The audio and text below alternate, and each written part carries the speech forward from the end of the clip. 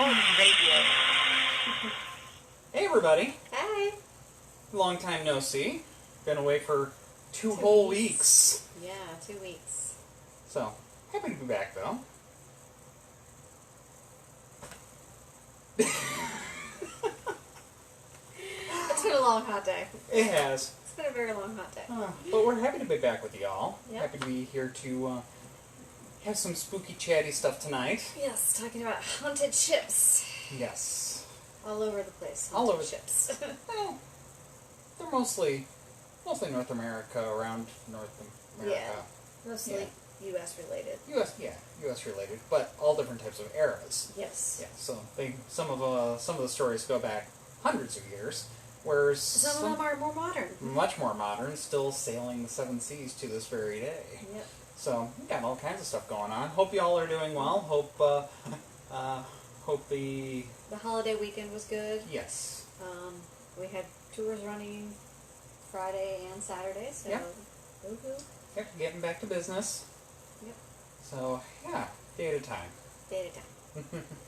Anyway, so let's go ahead and dive right in. Before this, we kind of thought this was a nice little circle finish. Before we got into this whole COVID broadcasting thing, Chris and I actually were on a cruise ship for business. We were going out to do an investigation down in Nassau, Bahamas. And we were with our friends with RVA Paranormal and Twisted Paranormal, the Twisted crew.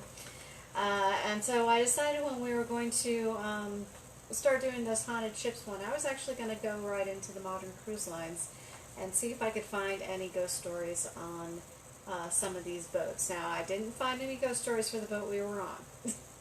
I tried, but I didn't find any. But you got other ones. I got other ones. Okay, Sorry. so Chris is checking the computer real quick, and I just wanted to make sure there wasn't a glitch. No glitches. Okay. Yeah, we got people liking our video. Hi, everybody. Yes. So we're going to start with Carnival line. And I've actually been on Carnival cruises. That was the very first cruise line I've ever gone on. I wasn't on this boat, though. So we have the Carnival. We have, was it the Norwegian line as well? I believe that is our other cruise line that I was able to find some ghost stories for. So I'm going to continue my ghost story hunting expedition to see if I can find any other ships that are haunted that I can get stories from. But I thought this was kind of cool to kind of circle back to where we started and where we are now. And yes, I did just make a Hamilton reference without meaning to. Sorry. Alright, so it's surprising how many ghostly encounters people actually will have while they're on a cruise ship. Some of them, they realize they're having an encounter, and some of them do not. Now, the Carnival Conquest is a beautiful cruise ship whose maiden voyage was in 2002 from her port in New Orleans. Her French Impressionist style interior and has a capacity for almost 3,000 passengers and 1,150 crew members. While the Carnival Conquest does not have a disturbing history like many of the other boats and ships that we're going to discuss tonight, she does have some downright fascinating hauntings. There's one mysterious story from the Carnival Conquest of a woman who was feeling ill and decided that she was going to stay in her cabin rather than go on to dinner with her husband. Instead of going to dinner, she decided she was going to lay down, take a quick nap, see if she felt better. If she felt better, then she would go and join her husband. She quickly fell asleep as he left, only to be awakened by a very gentle touch on her leg. Convinced that it was her husband checking in on her, she smiled, rolled over, and went back to sleep without ever opening her eyes. After all, who else would be coming into the room? Well, when her husband did return from dinner, she casually asked him about, hey, did you come check on me, touch my leg? And he says, honey, I didn't come back to the room until just now. The woman was very surprised, but she wasn't distressed. She felt nothing threatening about this touch. It was just sort of a comfort touch. You kind of just do one of these. Then she thought, well, maybe it was just a dream. I mean, she had been sleeping after all. The remainder of the cruise continued. No problems, no other incidences. What's an interesting twist to this story is after she and her husband got off the boat, they actually attended a seance. And the medium asked her if she had just gotten off a cruise. And they hadn't said anything about it, and she said, yes, actually, we did. She then questioned the medium, why do you ask? And the medium says, well, there is somebody here who wants me to convey that he was sorry for touching your leg. He didn't mean to surprise you or frighten you in any way. It was just meant to be a comforting touch. And so the fact that in a seance, the ghost had followed her off the boat. And decided to come back and say, ooh, I'm sorry, I didn't mean to cause any distress if I did. Yeah. And she said she didn't feel distress, so hopefully after that he either returned to the ship or went on his merry way. Yeah, went on his merry way and left people to rest peacefully there from that point forward. But then there's other tales. Yes. From the same ship. Same ship. Yeah, there's something going on with the Conquest. I don't know what it is, but there's another story of this one, again, in a stateroom, and you got a young couple in there, middle of the night, and they're sleeping. And they suddenly wake up at the same time. Something startles both of them out of a dead sleep all at once. They look at each other, and then they start to look around and realize, well, why did you wake up? Why did you wake up? Is there something going on here? And it didn't take long for them to find the source of their disturbance. They discover it standing right at the foot of their bed. In the relative darkness of the room, they were kind of able to make out the shape of a tall man wearing what appears to be a dark trench coat. While the sight alone would certainly be enough to disturb most of us, waking up out of a dead sleep and finding such a I'd probably figure, be screaming. add to the fact of it that he appears to be holding some sort of weapon in his hand. Definitely be screaming. This was all bad juju all around. Young man quickly reached for the lamp by their bed, and in an instant the cabin was flooded with light. And the dark, threatening figure had quite literally disappeared into thin air. They both swear that they saw this. They searched every square inch of the room and verified that the door and the balcony were both securely locked from the inside. There was no way a physical being could have left the cabin without them seeing him. Nor was there any way that somebody could have made their way in. To make matters worse, they struggled with the sounds of someone knocking on their balcony window when nobody was there in the middle of the ocean. Something about that stateroom. Yeah. A little... And they didn't say if it was in Morse code or anything, so I can't even... I don't know. It. But yes, there's something there. And they're not the only ones to experience a midnight intruder in their room. There was another couple experienced another ghostly intruder, and this one, the couple was comfortably at rest in their bed one night, and the room was dark, everything was quiet, until they hear their cabin door actually open and close. The woman, for some reason, whatever, she calls out to the room, "Did somebody come in?" As they both try to view in the darkness. They sit up in bed, and suddenly they hear their cabinet door start to open, followed by the door to their safe.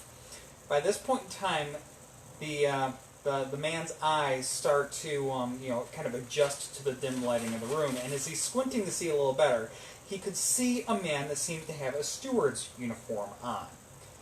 Now, this was kind of very upsetting. Anybody. Yeah, a steward's supposed to knock on the door before you Yeah. entering and asking. Let alone come in and start rummaging through the safe in your cabin all at once. Not to mention, if you've locked your safe, they won't have the code because it's your code. Yeah, and then it's not just rummaging through the safe. As the eyes start to adjust to the light even more, they realize this figure. He turns around. And he's actually kind of looking at the couple in the bed while he's actively rummaging through the safe. About this time, the young woman, she finally reaches over to the light on her side of the bed, turns it on. Cabin fills up with light, and the intruder is instantly gone. This, however, there is evidence. The cabinet door, was still wide open, as was the door to the safe. The balcony door was secure. The cabin door was secure. Both locked from the inside, but something was in there rummaging through their safe in their cabin in the middle of the night. Needless to say, their sleep was rather adversely affected for the duration of the cruise after those events. I'd probably be asking for another room. Yes. Yeah, I don't know that I could have stayed in there after that. Yeah. So this next one is it's a story called The Invisible Admirer. Again, still on the Carnival. A woman was dressing for her formal dinner one evening when she was admiring the reflection, checking the makeup. She heard a male voice behind her very distinctly say, "You look beautiful tonight." She quickly turned with a smile to thank her husband for the compliment, only to realize her husband is sitting out on the balcony with the door shut. There was nobody in the room except for her. The television was on, but it was tuned to an all-music station, and finally she decided she just heard somebody's voice from out in the hallway. However, she was a little rattled because she does have minor hearing problems, and she sometimes needs to have people repeat things if they aren't near her. So to think that she could actually hear a phrase very clearly from out in the hallway, she thought was odd. So she kind of put aside the incident. A few minutes later, she heard the same voice, the same phrase, "You look beautiful tonight." It seemed closer, and this time it was without a doubt the same voice she had heard before. She rushed to the balcony where her husband was still sitting, opened the door, and told him her experience. While he believed her story, he hadn't heard a thing and was as puzzled as she was. Now, having been in our cabins on cruises, you can hear voices out in the hallway. They're muffled, though. Mm-hmm. So it's not very distinct to hear a phrase like that. Certainly not somebody talking right over the back of your shoulder. Yeah. So, those are the stories of the Carnival Conquest. Yes, so now we're going to Definitely if you want to try to go on a modern haunted cruise, it sounds like that might be one of your best bets. Yeah. Although they did not share what cabins these occurrences are in. No. These are just stories from the ship over the course of, its life of, about 20 years at this point? Almost. Yeah, it's been out at sea for quite some time. Yeah. So I wouldn't put your odds of having a paranormal experience necessarily very high, but It's possible. it's possible. So let's jump over to the Norwegian Cruise Lines and the Norwegian Dawn cruise ship. Norwegian Dawn.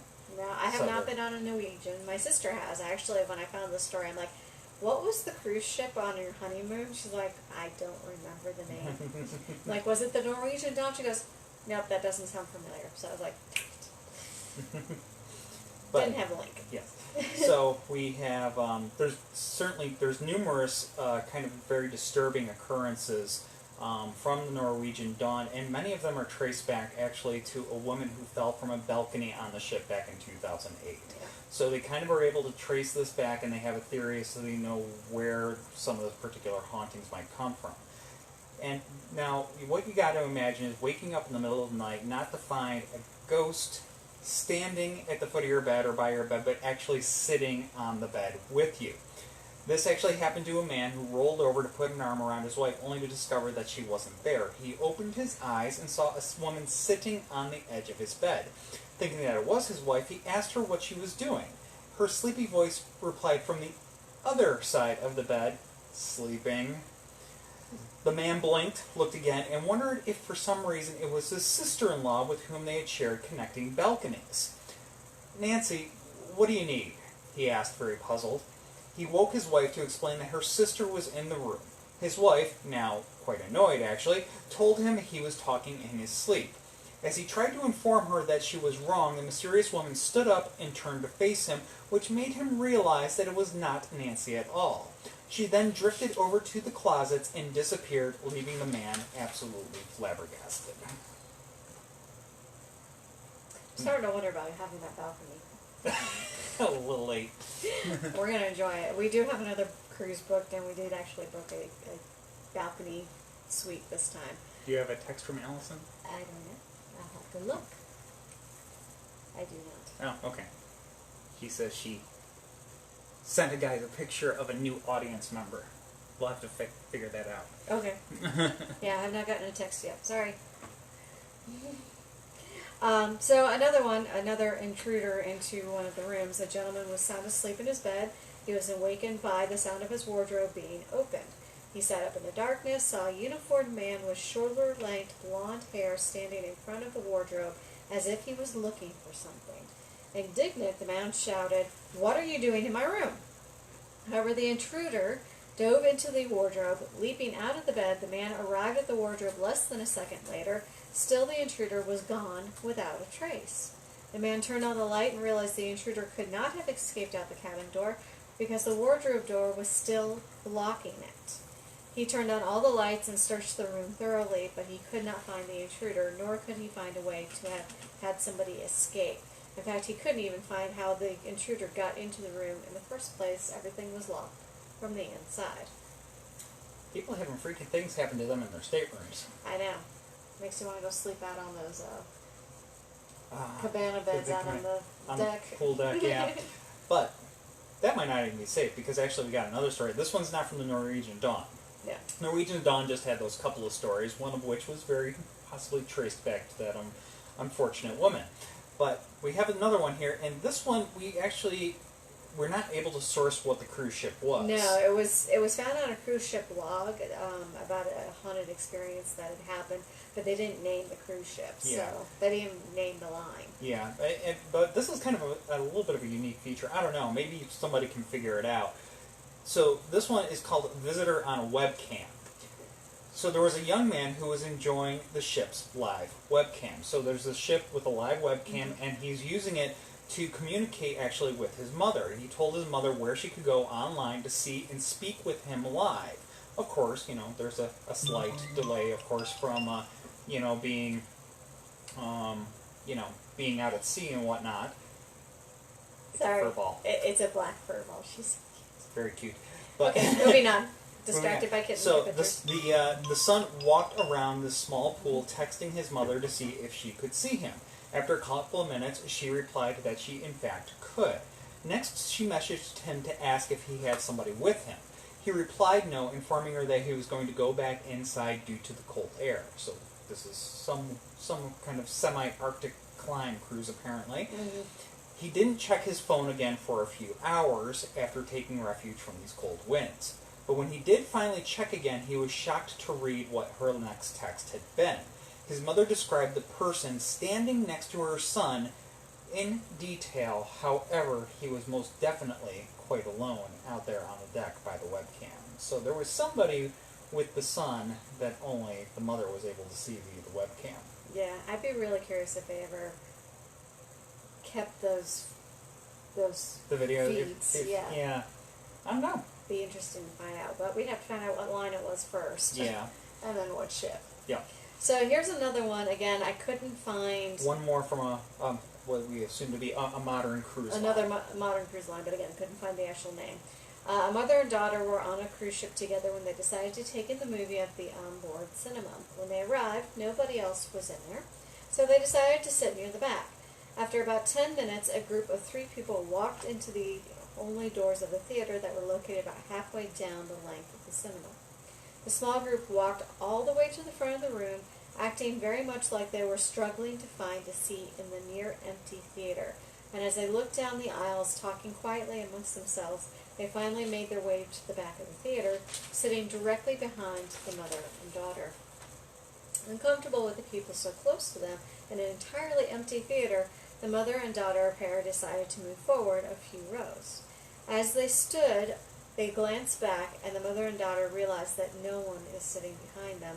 There was no way for the people to exit the room without having to walk by them. It seems they were joined by some ghostly cinema-goers. Sounds like movie loop ghosts. Yeah. Literally, movie loop ghosts. But completely unintentional pun on my part. But yeah, movie loop ghosts, ones that are experiencing something that they experienced in life over and over again, completely oblivious to the fact that there are people in this realm that we experience that are able to see them. So it sounds like whatever realm they were in a packed theater struggling to find seats, and the only ones in the house available were way in the back. Behind the mother and daughter, which quite the opposite of what they were actually seeing around them themselves. Yep. So. Alright, so we're going to go back to one of the most famous early cruise ships, the Queen Mary. And this is one it's on my bucket list. I want to go and I want to stay in it. We got to take a trip to California. It's a floating hotel now. It is. So, yeah, it's served many uses through its life. So it, of course, started as a very luxurious cruise line in the early 1900s. It made her maiden voyage from England all the way back in 1936. So this is the height of the classic cruise system. Yeah. So yeah, as in her days as an ocean liner, she symbolized the ultimate in luxury as far as ocean liners went. She ultimately made 1,001 transatlantic crossings, including being temporarily converted to a troop transport ship during World War II between 1940 and 1946. During her stint in the military, she was painted gray and changed her name to the Gray Ghost. She transported over 765,000 troops and 12,000 children and GI brides, serving as the largest and fastest troop ship of the time. She returned to her previous tasks as an ocean liner after the war, but cruise ships like her weren't as popular as air travel was becoming more prevalent in the post-World War II era. The Queen Mary was retired to Long Beach, California in 1967, where she now serves as a floating hotel and tourist attraction. Some say there isn't a floor on the Queen Mary that isn't haunted. Yes, now there is also the Queen Mary, too, who still makes journeys, that transatlantic journey. Mm-hmm. So don't get them confused. We're talking about the original. Now, the first story is actually known as Half Hatch Harry. One of the most paranormally active areas on the Queen Mary's Shaft Alley, which refers to the engine room haunted by a ghost affectionately known as Half Hatch Harry. Now, John Pedler was an 18-year-old engine room firefighter who perished in a freak accident involving one of the massive sealed doors on the ship in 1966. The purpose of these huge watertight doors was to seal off sections of the ship to prevent it from sinking. Think Titanic, although this is a much better model. Now, John Pedler was going through a routine fire drill, and he unfortunately ended up getting crushed in door number 13, and he was reportedly severed in two, thus his nickname. To this day, experts remain puzzled as to how he was crushed, since the doors actually take 60 seconds to completely close, which means he either had some really, really bad luck or something very, very,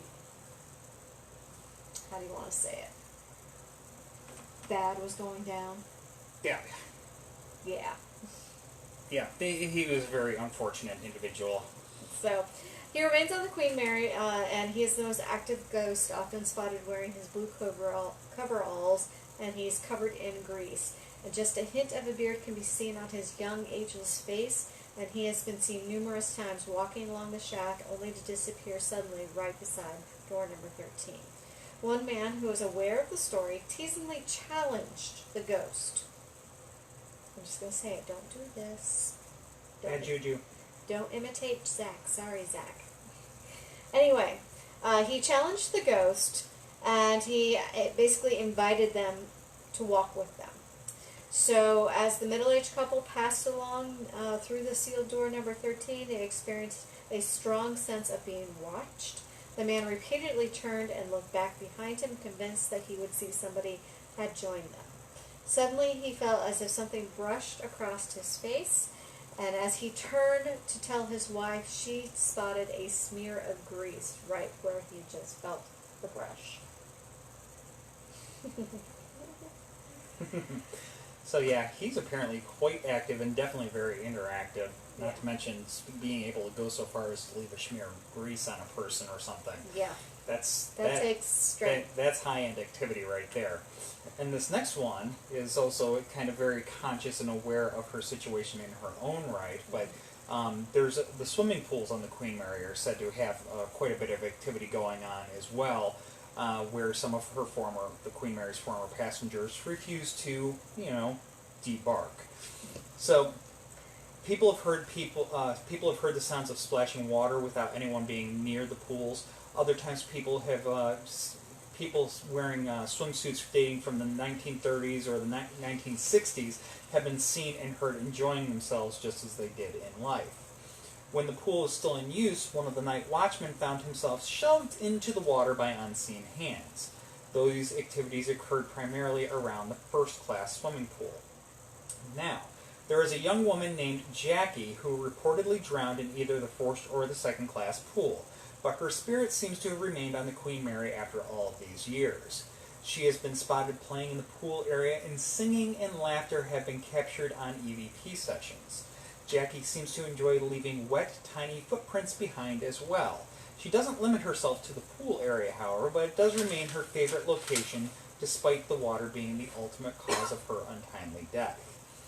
Another set of wet footprints have been seen leading from the swimming pool decks to the changing rooms. It is believed that these belong to a young woman named Sarah, who was brutally murdered while changing in one of the rooms. That's kind of grim, unfortunate. But people have heard the sound of a woman sobbing and seeing mysterious moving shadows, and even witnessed the ghostly shape of a young woman sitting in the changing room stall. The changing rooms are the source of so much strange activity that ghost webcams have been set up in the past to monitor the area. Some paranormal experts are convinced that this area serves as a portal or a vortex. So then there's another one. This is the one I want to meet. The dude. Yeah, the dude. Because he's doing my favorite thing. He's drinking in a bar. So, yeah.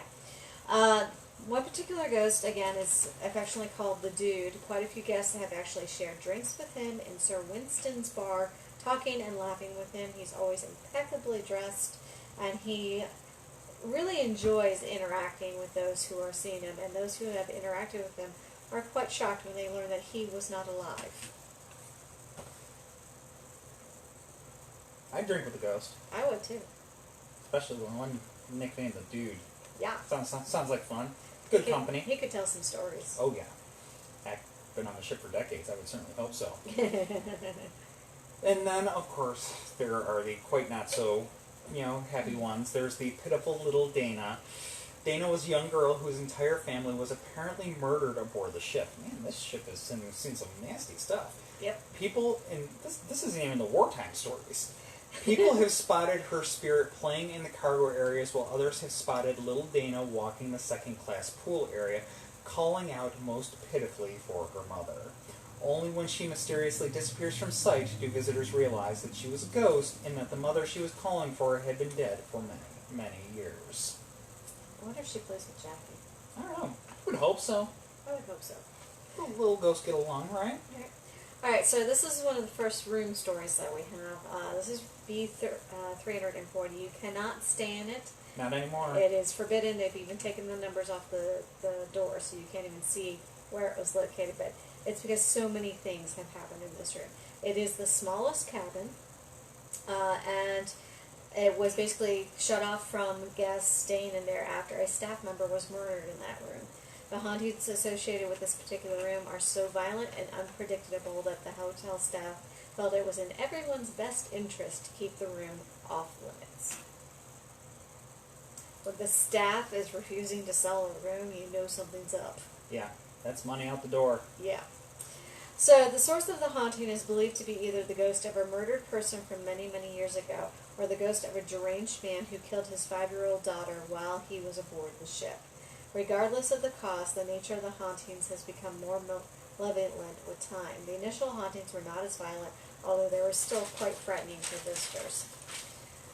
People staying in this room repeatedly complained of the faucets being turned on and off with no physical explanation, and to be found basically in their room. Lights, too, would seem to operate on their own, switching on and off at all hours. Hotel guests complained of the sheets flying off the beds and landing across the room. Voices cried out in the darkness, ordering the guests to get out. This is no doubt what occurred right before the request for another room was put in. I've been told to get out by a ghost. Would you get out? If a ghost told you to get out, would you get out? I'm curious. I'm floating in the middle of the ocean, yeah, probably. Before the ghost decides to get you out by throwing you overboard? Yeah. That sounds legit. Yeah, I don't think I'd like that either. Noted. Now, that's not the only room, only cabin on board that is haunted. Through the years, many different paranormal manifestations have been reported in different rooms and cabins. This includes experiences like of singles sleeping in their beds when somebody begins to pull the covers away. Man, even ghosts are blanket hogs, apparently. Lights are immediately turned on by the living occupant and nothing is there. Others have reported being settled in with a book before retiring for the night when the water in the sink and bathtubs turns on simultaneously with nobody in the bathroom. Women have reported to be finishing their makeup before going to dinner and a man's face appears in the reflection in the mirror. The woman screams, turns, and discovers no one is there. There are also reports of feeling watched while sleeping, They wake in the middle of the night, and a small boy is beside the bed staring at them, wide-eyed. In a matter of seconds, the boy disappears. Again, another reason why I want to go to this place. The Chelsea restaurant is a restaurant that's on board. A waitress at the restaurant was working the hostess station one evening, and she saw 3 guests walking down the hallway towards the restaurant. This is the only thing at this end of the hallway, so she quickly glances down at her reservation book to look for the party of 3 so she knows where she can lead them to their table. She didn't see a party of 3, and when she looks back up, she sees only 2 people. As they approach the podium, she politely asks if they would like to wait for the 3rd person of their party, and they inform her that they are only a party of 2. There is no way somebody could have disappeared from that hallway that quickly. There's no doors along that way that they could have ducked into. And Ghosts are still going to dinner. yeah, they are. Guess the ghosts gotta eat, huh? Well, I mean, look at Slimer. Sure, good point. Classic example. Slimer's got to eat everything. Yes, he does. Now, this one, we do have one very, kind of interesting, tragic wartime story related to the Queen Mary. And now, oddly enough, this tragedy, the Queen Mary was involved, but it wasn't necessarily aboard the Queen Mary. Yes. So, this is called the Okracoke tragedy. So, Mr. World War II, here we are, October 2nd, 1942. The Queen Mary collided with her escort ship, the HMS Okracoke, splitting her in 2. It only took about 6 minutes for the smaller ship to sink and take with it the lives of 337 crew members. How does something like this happen? Well, here we are, Mr. World War II, and the Queen Mary was carrying about 10,000 American GIs to the UK, going via a route north of Ireland at this point. And they were running a classic zigzag pattern. What that means is that they were running about full throttle, but they're not going in a straight line to try and throw off any U-boats that are in the area.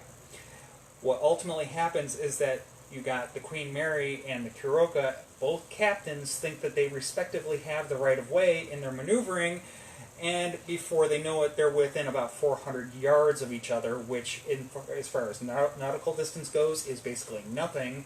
Running full throttle, then they realize that, too late. So, Queen Mary, this massive ship, unable to hit the brakes or maneuver out of the way, and to make matters worse, the Queen Mary was actually strictly forbidden from stopping to lend any sort of assistance whatsoever. To stop in the middle of the ocean basically would have made the Queen Mary a sitting duck for any U-boats. So the Queen Mary splits the Okracoke in half and basically has to continue on its way to its port. Compounding this is that there are more escort ships, but at this point in time, the nearest escort ship is 7 nautical miles away, and it takes them several hours to arrive at the scene, and by the time they arrive, they're only able to pull 101 men out of the water. Absolutely, just, one of those wartime catastrophes, tragedies. Yeah. Such a tragic and ultimately unnecessary occurrence that it was kept as a top secret event. It wasn't even revealed until after World War II, when there was a big criminal trial regarding the captains of the respective ships to try to assign blame. Now, you may wonder why we're talking about the tragedy. It's because this is a Movie ghost occurrence. It's residual energy that has connected itself to the steel of the ship, and passengers who are located near the front of the Queen Mary have reported awakening suddenly by the sounds of horrifying screams, rushing water, and crunching metal. Yep. And they've actually caught this on EVPs. Yeah, the Queen Mary sustained significant damage to her bow, but obviously nowhere nearly as bad as the Okracoke, considering that, she basically struck the Okracoke amidships at full throttle, tore right through the 6-inch thick reinforcing armor band on the ship, and sent it to the bottom in just minutes. And that event has imprinted itself on the Queen Mary to this very day. Yeah. So, very tragic event there. There's a few other hauntings on the ship. Yep. So on the main deck of the ship, it's haunted by Second Officer William E. Stark. He died when he drank cleaning fluid tetrachloride. He thought it was gin. The poisoning was accidental, but his spirit seems to be at rest staying on the Queen Mary. An entire tour group once witnessed his ghost dressed in his navy whites walking around the pool area inspecting it. Yeah, in the Queen Salon. This is the first class lounge. People have spotted a woman dancing in a beautiful white evening gown from her era. So we're talking early 30s. She's dubbed the Lady in White, and her partner is never seen, although she has been seen dancing in the shadows towards the quarters of the room. Yeah, and then, of course, more children ghosts, because children ghosts are freaky. Yes. The third class children's playroom is another haunted area on the ship. However, it is not the laughter of children that visitors hear, but the pitiful cry of an infant boy who perished shortly after he was born aboard the ship. Ghostly babies are not cool. Now, Queen Mary is haunted from bow to stern. Alright, I see Lyle has joined us. So Lyle, when are we all going to the Queen Mary? I gotta know this. Let's get a group together. Alright. Field trip. Yes, field trip. With that, we are going to move on to our next Yes, ship. we're actually going to move on to a tanker ship. So, not a military ship, not a cruise line, but an active tanker ship. Well, it was active. It was. It is no longer. Yep. This is the SS Watertown, and it was an American oil tanker that was owned by Cities Service Company. And it was in December of 1924, so we're going back quite a ways now, when the Watertown was sailing from California towards New Orleans via the Panama Canal, carrying a shipment of crude oil, and thus far the passage had been uneventful. Unfortunately, on December 4th, two crew members, James Courtney and Michael Meehan, were met their doom aboard the vessel. It was their first voyage on the Watertown, but they had many years of experience between them at sea. Courtney was described as a massive Irishman with 7 years of experience working on ships in the Indian Ocean, and Michael Meehan was supposedly a gypsy with experience on different trade routes in the Pacific Ocean. During the process of scrubbing an empty cargo hull on the aft hold, Courtney and Meehan were overcome by gas and oil fumes. They perished before they could be helped. Meehan's body was found with Courtney's body draped over it, and it is assumed that Meehan was the first to succumb to the fumes, and Courtney had tried to drag him towards the ladder. They were officially declared dead by the ship's doctor at 1:07 in the afternoon after he had tried to revive both of them. Per custom, they were buried at sea the very same day, and their bodies were wrapped and thrown overboard off the coast of Mexico, because there was no way to preserve a dead body aboard a ship, particularly at that point in time. Yeah, now there is. Yeah, but refrigeration then, not really a thing. Yeah.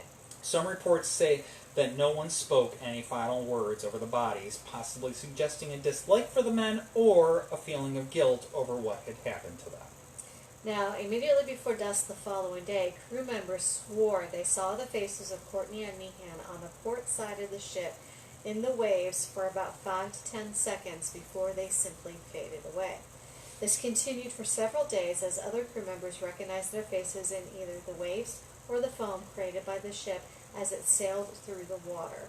Other crew members claimed to have seen their faces appearing on board the ship as well in reflective surfaces.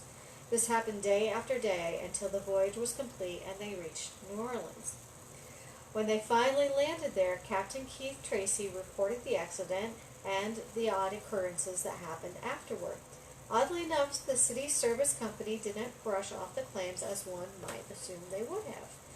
Instead, they suggested that Captain Tracy try to obtain a picture of what he and his crew members were seeing when they set out for their journey to New York. Captain Tracy sent his first mate out to purchase the camera, returning with a Kodak Model F Brownie box camera and film. Classic camera for the time. Very classic camera. As the SS Watertown headed out on its next voyage, Captain Tracy had the camera with him, and he was ready. As they left the port of New Orleans for New York, the faces of Courtney and Meehan began to appear in the water again.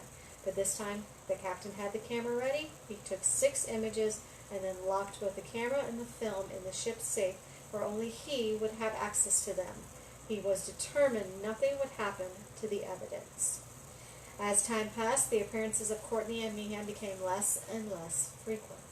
After reaching their destination in New York City, Captain Tracy turned over the film and the camera to City Services Company, which had the film processed by a professional commercial photographer. 5 of the images show absolutely nothing but waves. The 6th image clearly shows the faces of the 2 men. The photographs and the negatives were then sent to the Burns Detective Agency to determine if they had been tampered with. Yet they also concluded that these had not been altered in any way. The negatives were eventually lost, but the pictures actually can still be found on the internet, and it is remarkable to look at. Mm-hmm. So when you get a chance, look up basically SS Watertown ghosts and look up the images, and they should come right up because they're pretty easy to find on the internet. They're there, and it is rather fascinating. Yeah, well, I showed him the pictures. I'm like, look at this. He's like, what? Yeah, for a brownie box to capture an image that clear. It was a good picture. It was a very good picture. Hey, Kodak made good film cameras. Yes, they did. And then they screwed the bridge. Yeah. Rochester, girl. Yeah. Yeah. Anyways. Another story, another day. Another story, another day. On to the military. We're going to go on to the USS Hornet. The CV-12 to be exact. What this means, this is this was one of the later versions of the Hornet, because there's been a long line of USS Hornets in the U.S. Navy, going all the way back to the Revolutionary era. But the one we're going to talk about is the 8th version of the Hornet. So the 8th Hornet is an Essex-class Navy aircraft carrier commissioned in 1943. 1943, it served in World War II. Her war record was very impressive, with 1,410 enemy aircraft damaged and 1,269,710 tons of enemy shipping damaged. During the Cold War, the USS Hornet was responsible for recovering the astronauts from both Apollo 11 and 12 missions. However, the ship also has a dark side, well, as you might imagine for a ship that served in wartime like she did. And, well, safety on these kinds of aircraft carriers was not great at that was not great at this point in time. There were 300 casualties on the ship in her 27 years of service, and not all were due to war. She had the highest suicide rate of any other ship in the U.S. Navy, and it was the site of many tragic accidents. Furthermore, she is believed to be haunted, with many paranormal incidents still occurring, even though she is now serving as a museum at the decommissioned base in Alameda, California. Yeah, another reason why I had to go to California. So, lots of deaths aboard the Hornet, and there were many, many unfortunate ways to go. That did not even directly involve combat. One of the dangers oftentimes involves steam pipes, which sometimes cause sailors to perish from heat stroke, or worse yet, find themselves with severed body parts or severe deadly burns when walking by an undetected steam pipe leak. Sailors were also fatally sucked into aircraft intakes, blown completely off deck by aircraft exhaust, or walked into spinning propellers. Ugh. Funny how they never showed this in any of the movies. No, well, no, yeah. Anyway. Also, flight arrest cables. You know, when an airplane lands, they catch that cable, and that's what stops them so quickly. They snap sometimes. Sometimes they snap under extremely high tension, and basically a snapped aircraft cable moves quickly enough to rip off anything, including, in this case, unfortunately, three heads. Three heads. Over the course of its life. So, yeah. Oh, not to mention the occasional accidental dropping of ordnance on the deck when they're trying to go ahead and actually load up an aircraft or something, accidentally dropping a bomb on the deck or something like that. Yeah, lots of bad stuff aboard the Hornet. I have friends who sailed on Navy ships, and I'm just like, please don't tell me stories. And this is why. On with the hauntings. Yes. Dress White Ghost. So, one ghost that is still haunting the halls of the Hornet is known as the Dress White Ghost. One recent incident included a group of Coast Guards guardsmen who were assigned the duty of painting one of the lower compartments. Some of them were wearing white Tyvek suits to protect their uniforms from the paint. One guardsman left to get some more paint, and he got lost coming back. So he started wandering around and trying to find his way back, and he saw what he thought was one of the co-workers dressed in the Tyvek suit. He called out to him, but the other man didn't hear him, or he was just ignoring him. He was about 25 feet away when the guardsman saw him turn down a hallway. However, when he went down to that hallway, he discovered there was a chain across it, blocking the hallway entrance, and there's no physical way possible for the man to have walked straight through that passage. He would have had to duck or jump to get over that fence. Eventually, the guardsman found his way back to the compartment and asking the guys whom he was with if anybody had seen the other guy in the passageway, and they said no, nobody had left the room for over an hour. He later mentioned it to one of the museum employees working on the Hornet, and she told him that he had most likely encountered the dress white's ghost, a soldier who wanders the ship always wearing his dress white uniform. I wonder how he presses it. I don't think he has to worry about that. Helpful sailor. Helpful sailor. In another incident, a sailor was assisting with moving the Hornet to a pier when he noticed the mooring line had not been passed through the bitts correctly. Speaking aloud to himself, he mumbled, "Well, that ain't gonna work." He then heard a male voice behind him agree with saying, "That isn't right."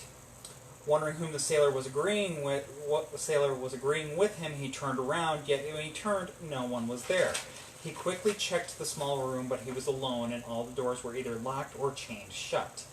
Then he saw a sailor he assumed was a line handler walking by the capstan.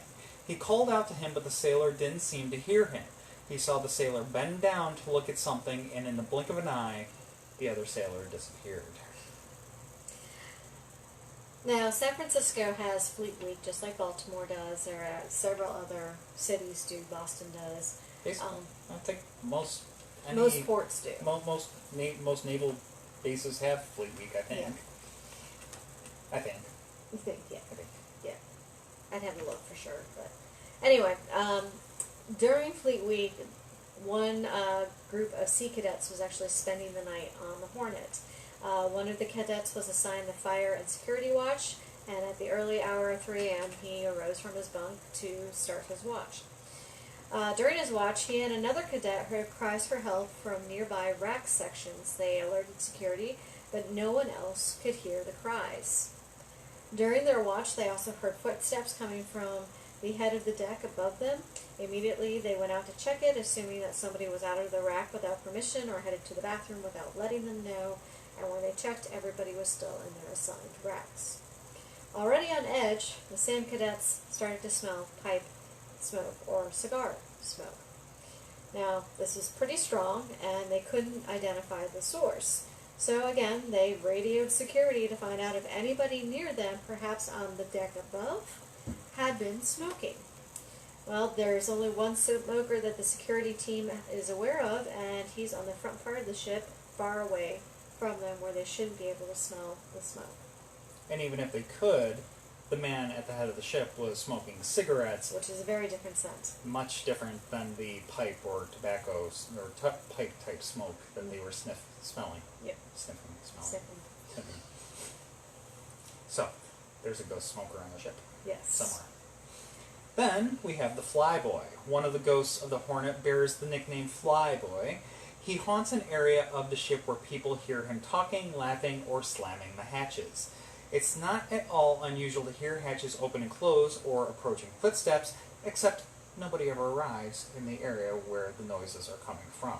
So somebody's out there rattling some doors and walking around and not making themselves known, but not making themselves seen. The ready rooms, this is where you're prepped for your missions.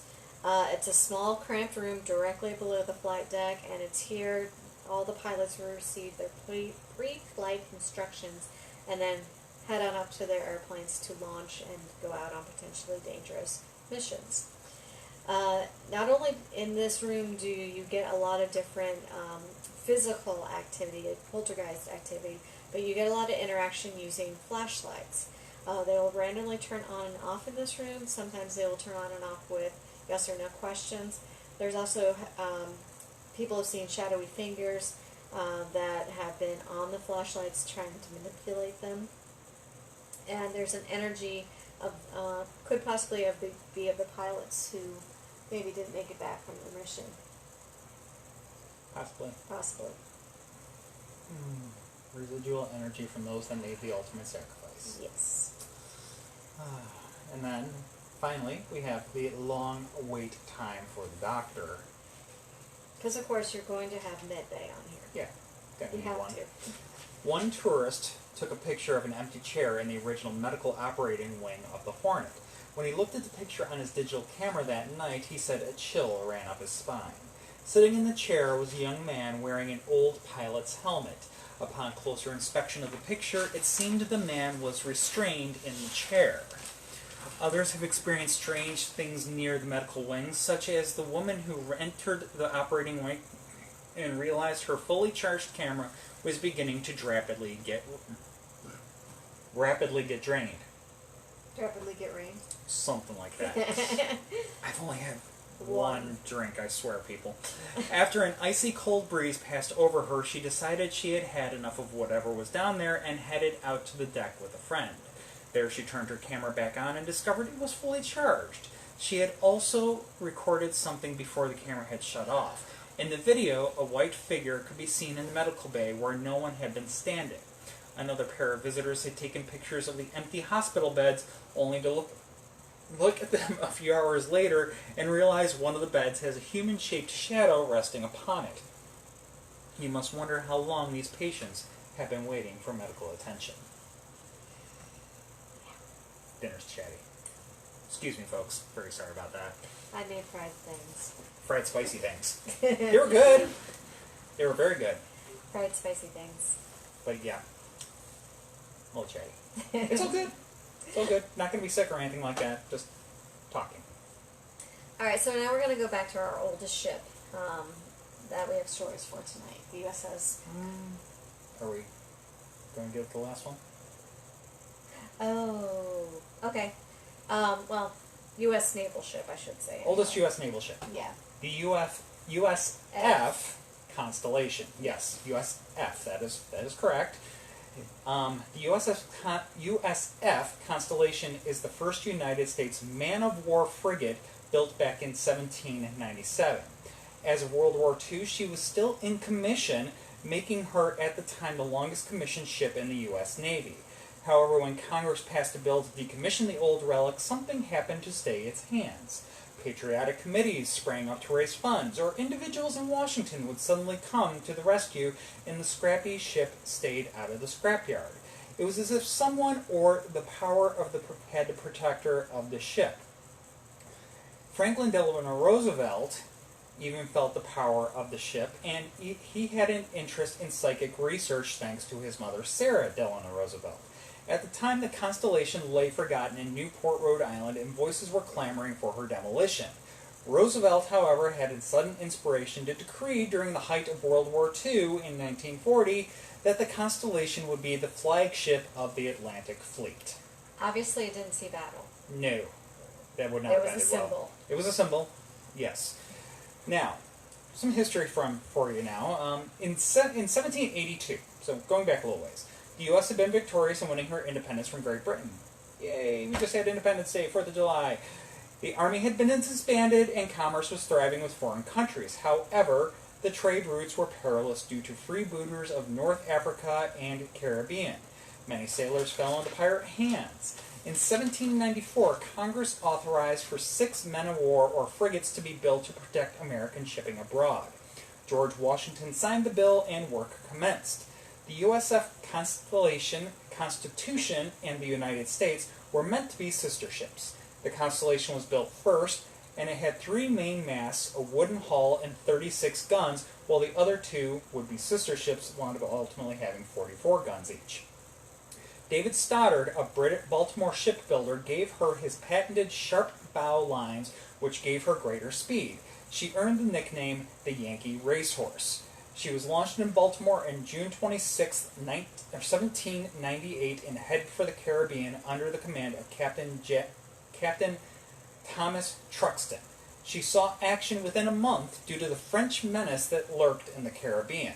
On a balmy February day in 1799, she crossed paths with L'Insurgent off the coast of Nevis and left the French ship a helpless wreck. The naval victory gave the young country a sense of dignity and pride. Captain Truxton remained with the ship until the end of 1801. During his time on board, he had written a drill manual and tactical methods that became the basis for all U.S. Navy procedures.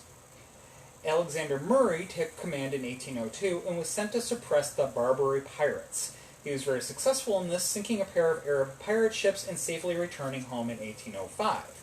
The USS Constellation brought back into service for the War of 1812 and then continued with guarding shipping interests in South Africa between 1819 and 1821 and helped put down the last of the Caribbean pirates in 1826.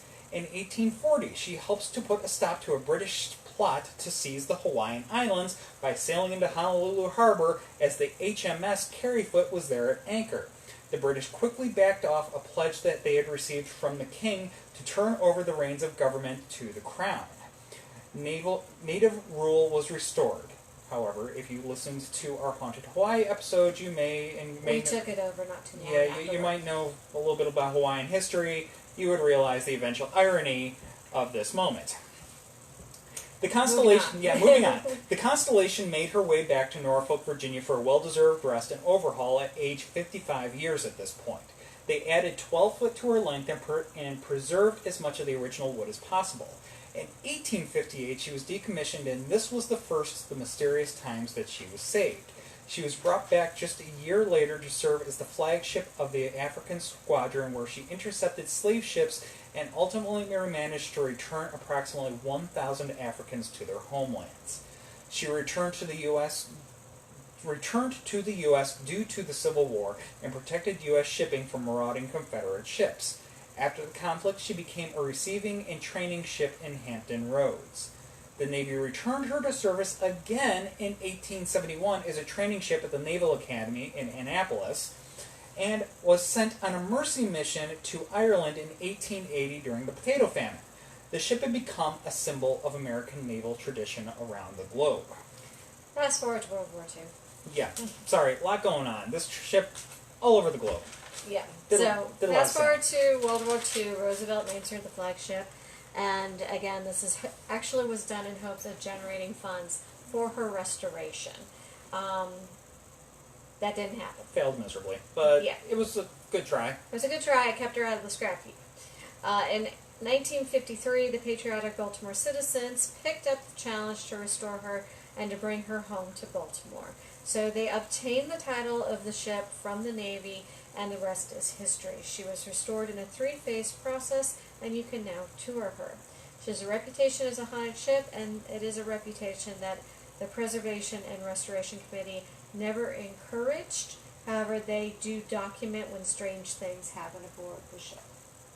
Yep, they kept good records, Yeah. even if it flew in the face of their "we are not haunted" philosophy. Yeah. But they are historians, so documentation. Document. Kudos to them for that. So, the committee, they go ahead, they bring her back, they open the ship up for tours, even though she's not in great shape. On July 26th of 1959, a Roman Catholic priest boards the ship. He had read about the ship and desperately wanted to tour it before having to leave on his 11 a.m. train. He asked curator Donald Stewart for special permission to board at 9 a.m., and permission was granted. He wandered around the ship on his own as the curator needed to conduct inventory. At 10:25, the priest emerged from below deck looking very cheerful. Donald apologized for not being able to take him around the ship, but the priest replied, "That's all right. The old gent showed me around." "What old gent?" Donald demanded. "There was nobody else aboard except for you and me." The priest protested that he had been met by an old man in a naval uniform and that the man had shown him around below. The man knew the ship well because he had pointed out the gear and the battle stations. Mr. Stewart couldn't believe what he was hearing. They searched the ship and could not find the old man in the naval uniform. When they returned topside, the priest was no longer smiling. He hurriedly left, pale and shaken. Donald, on the other hand, was curious, and he decided to dig into the ship's background more to see if he could find any other stories of ghostly encounters on board. So, starting the documentation process. He contacted the naval personnel who happened to be on and around the ship when it was docked in Newport. The watchmen didn't like to talk about their experiences, but Donald did learn of a figure that would appear one summer night on the gun deck after the ship had been closed for the day. The police were called to rat out the intruder. They brought with them their canine officer and their fierce-looking German shepherd. He was sent below to chase out the intruder, but instead of following orders, the canine officer was frozen to the spot that he stood on. Absolutely shivering in fear. Yeah. The hair on the back of the dog's neck was bristled, and he refused to budge or go below deck. No human, however, was found aboard that night. Yep. And dogs can see things on planes that we can't. On another occasion, a group of Sea Scouts was holding a meeting on board. The ship was tied up solidly and could not move. However, this did not take away from the atmosphere of being on the sea, being on a sea-going vessel. Suddenly, the wheel began to spin as if being moved by unseen hands. It spun rapidly, and everyone in the group saw it. Pandemonium ensued. There was no wind to have moved it, and the wheel was not even connected to the rudder. Somebody's trying to steer when they can't. All to port. All to starboard. When the Constellation was first returned to Baltimore in 1955, it was still under Navy jurisdiction. It was tied up beside the USS Pike at the Naval Training Center. No one was ever allowed on board at night, and yet there were reports of seeing someone in the early uniform walking the deck, the quarterdeck, in the early morning and at night. The matter was actually investigated by the Baltimore Sun, which had published testimonies of Navy personnel. The newspaper sent a photographer aboard. However, all of his photographs were confiscated by the naval personnel authorities without explanation. During a Halloween meeting of the Sea Scouts, which was followed by a dance, one of the girls present had an unusual experience. She was seated on the wall bench. She turned to speak to whom she thought was her escort, and instead looked directly into the face of an old sailor, who smiled at her and then disappeared. Due to the many happenings on board of the Constellation with the old sailor, Hans Holster and Sybil Leeks, who we actually shared stories from our haunted castles in Britain and Ireland, same investigators, very popular in the 1950s, 60s, and 70s. They were asked to come and investigate in 1963. Hans purposely did not do research on the vessel prior to the trip. He didn't want to be jaded or in any way or biased in any way. He also didn't tell Sybil where they were going. He just said, pack your bags, we're going on a hunt. And off they went. And off they went. So they arrive there in Baltimore, and even once they get in the car, not telling Sybil where they're going. It wasn't until they basically got to the Constellation that they realized that she knew that she was going on an old ship. She wasn't told the name of the ship. Yeah, wasn't even aware of the name of the ship. And during the investigation, Sybil made contact with several ghosts on board. She was giving so much detail from her encounters that they were able to put stories with the entities and identify who they were in life. They even discovered the possible protector of the ship, who had fought for over a century to keep the Constellation from being destroyed. Sybil encountered Captain Truxton, a small boy who was killed on board, and two watchmen of the ship, named Harvey and Hanson. So Harvey was a night watchman and a gunner. He was accused of cowardice in battle, so fleeing from your post during battle. And he was executed by being shot. Now, we're not talking being shot with a rifle. No, this was far worse. Well, probably still didn't feel anything.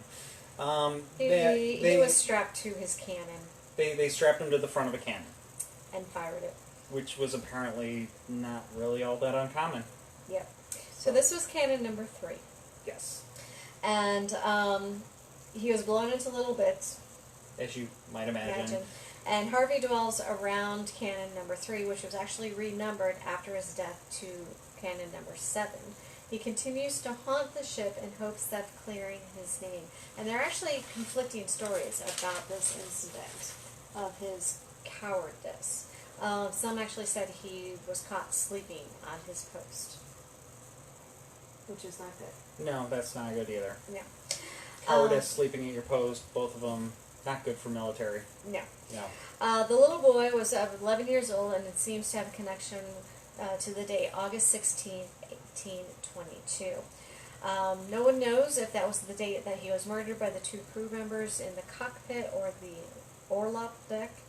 Young boys at this time were used on ships to serve as lolly boys or as servants to naval surgeons. And he appears in the area of the ship that was once the surgeon's quarters. Yeah. And then Hansen, The other night watch. the other night watchman, Hansen often projects the numbers 73 and 66 to sensitives. So he's trying to tell them something with these numbers. It's a way of identification. Yes. This can often confuse people because they believe it refers to coordinates. Instead, it is a tip to help identify Hansen. Carl Hansen was the night watchman and retired in 1963 when they switched over to an electric security system. When he died, he was 73 years old, and the year was 1966. He had lived on the Constellation from 1958 to 1963. He wrote hundreds of letters to the Constellation's Restoration Committee begging to have his job back. He visited the ship often as he missed his old home. Hansen had his own ghostly encounter on the ship as its watchman. He would often encounter a transparent entity walking through a wall in front of him while he played his nightly game of solitaire. Between Truxton, Harvey, and Hansen, the Constellation has three protectors with the same goal of not letting the ship be destroyed. They may have different reasons, but they all have the same goal. Yeah, because, again, Harvey wants to clear his name. Truxton, this was his ship. He doesn't want it destroyed. And Hansen loved it so much, he doesn't want to see it destroyed either. So we have one final ship, and I need to steal this because it's not in my notes. Do we have a question? No. Okay. We're good. So this is one that I actually read the story back when we were researching for haunted beaches, and it takes place on Okracoke Island. It's known as the Flaming Ship of Okracoke, and if you have beach plans, you might want to shoot for the first weekend in September.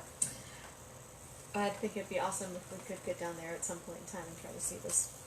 But this is the story of a ship whose passengers met their fate off the coast of the Outer Banks in the Flaming Ship. During the height of the religious war between the Protestants and the Catholics in the early 1700s, the French troops raided the Middle Rhine region of Germany, forcing over 10,000 German Protestants known as Palatines to migrate to England and to escape persecution. Overwhelmed by refugees, the British government began shifting the Palatine immigrants around, with some remaining in England, some settling in Ireland, and many were being sent to the New World, to the colonies. The story involves such a migration to North Carolina on one fateful September night. Although the majority of the Palatines were known to be very poor, those on this particular voyage to Okracoke happened to be wealthy and brought jewels and gold coins on their journey with the hopes to start a new life in their family, with their family riches. Mm-hmm. Now, when the ship neared the port around Okracoke Inlet, the Palatine passengers on board, who had initially concealed their treasure, revealed their wealth in their haste to depart, making it evident to the captain, who was a former pirate, and his crew, that they were actually quite wealthy. The captain told the passengers they would actually not depart until the following morning, and that night, as the passengers slept, the crew killed everyone on board and raided their belongings. The small crew boarded a lifeboat with their treasures and headed back to shore after setting the boat on fire. Within a few minutes, the captain looked back to make sure the ship was sinking, but instead he saw the ship completely engulfed in flames, barreling straight towards him and the crew.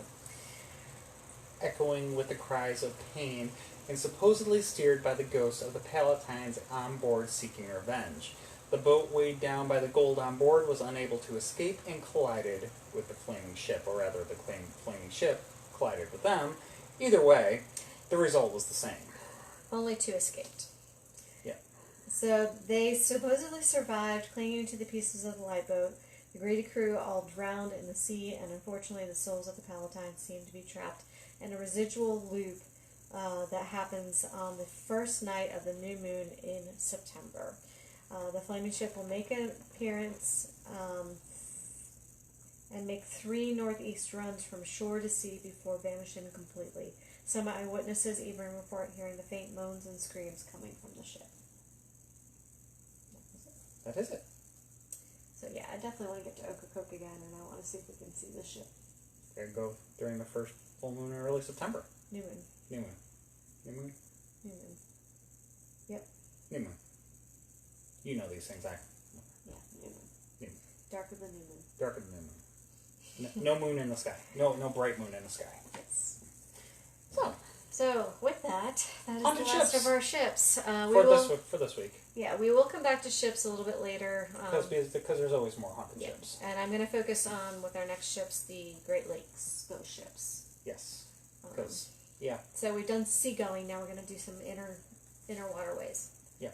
A lot of people don't realize just how many shipwrecks are on the bottom of the Great Lakes. Yeah, so that's why we're going to focus on that one when I do ships again. But next bi-week thing that we're doing, we're going to do haunted prisons. A lot of you have been asking for some haunted prisons, so I started that research today. Yes. So 2 weeks from tonight, we'll be back. Haunted prisons. Yep. We got a list. We do. And I'm already over 12,000 words and I need to edit. So, hope you guys enjoyed tonight. I hope you enjoyed the stories tonight. Definitely. Connie says she enjoyed it. Yay! Thanks for watching. Definitely stick with us again. We're doing every 2 weeks, and come out on a tour. Come visit us next weekend. Chris and I actually will be working with Transcend Paranormal. Yep, we're going to be checking out 4 haunted locations in Hanover County On the 11th. This coming Saturday. So if that's something that you are interested in getting in, there's still a few tickets. Buy now. You need to buy now before they're gone. And they're to find the link. You can we have the event on our Facebook page, but it's also it's Transcend's show, so they have it all over their Facebook page too, and that has the link where you can get tickets. Yep. So we got that going on. We got tours going on, and even though Beth and I will not be doing tours on Saturday, our guides will. Guides are in charge. Guides are in charge. So we got our guides are going to be doing that. Yeah. Thanks, Patrick. We enjoy doing them too. We're glad that you guys keep watching. So yay! And we're even displaying our new haunted Halloween. Oh yes, That we posted earlier today. Which unfortunately you can only read if you can read backwards, I guess, because that's how Facebook Live works. Yeah, whatever. No trespassing. We're getting tired of hiding the bodies. Even though we know good spots. Oh, the joys of owning a ghost tour company. Details. Anyway, moving on. Anyways, yes. So yeah, we are getting on with things. Yes. It's been busy. We're exhausted. Today was a long day. Today was a hot day. Today was a hot day. We were supposed to have little kitty cats with us tonight. Yes, and So, they didn't come. They didn't come. We were supposed to be starting to foster kitty cats today, and we don't know what happened because then the foster kitty cats didn't show up. So that was kind of disappointing. So I don't know. Hopefully maybe we'll get them later this week. Yeah, that'd be nice. I just want to hear from her that she didn't. That everything's okay. That everything's okay. Yeah. So, but anyways, yeah. Good times. Yep. Good times. Trying to get back to normal, whatever that looks like these days. Normal. Yes. So with that, we will let you guys go for tonight, and we will see you in 2 weeks. Definitely, if you have questions, if you have suggestions, email us, Facebook, message us, and we will. Yeah, we're always interacting with people on the interwebs. So, and I don't know what that was. I don't either. But we're always interacting with people. We got tours going all the time. So yeah. What? Nothing. Okay. Nothing. Yeah. So send us a note. We love to hear from you guys. We love doing these shows with you. We would love to be able to see you in person. So yeah. Come on out. Come on out. And we will see you soon, one way or the other. Good night, guys. Night.